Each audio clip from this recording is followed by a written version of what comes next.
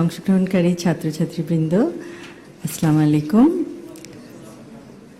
আমি এতক্ষণ তোমাদের বক্তব্যগুলো শুনছিলাম। অসাধারণ, সত্যি অসাধারণ।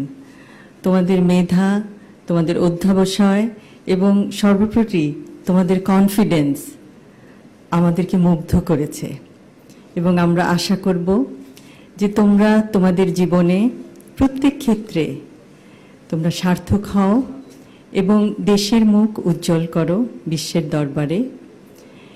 এবং বিজ্ঞানের প্রতি তোমাদের যেই মমত্ববোধ আমরা দেখতে পাচ্ছি, ভবিষ্যতে আমরা আশা করব তোমরা বিজ্ঞানের জগতে উদ্ভাবন করে পৃথিবীর সমগ্র মানুষের জন্য কিছু করবে এবং ইনশাল্লাহ আমাদের সবার সহযোগিতা পাবে।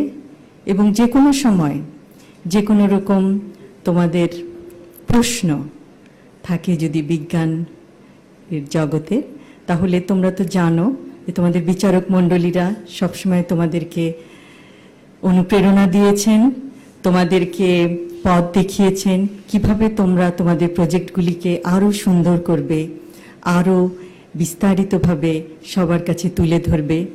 যে কোনো সময় তাদের কাছে যেতে পারো তোমাদের প্রশ্ন নিয়ে।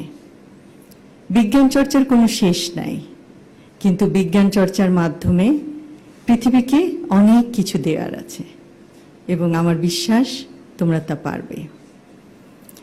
এবং আবারও জিয়াউর রহমান ফাউন্ডেশনের সকল সদস্যকে আমার আন্তরিক ধন্যবাদ জানাই। এই পুরস্কার বিতরণী অনুষ্ঠানটি অত্যন্ত নিখুঁতভাবে পরিচালনা করার জন্য এবং এত বছর ধরে, প্রায় ২৬ বছর ধরে বাংলাদেশের এবং কিছু কিছু ক্ষেত্রে বিদেশের আপামর জনতার পাশে দাঁড়ানোর জন্য।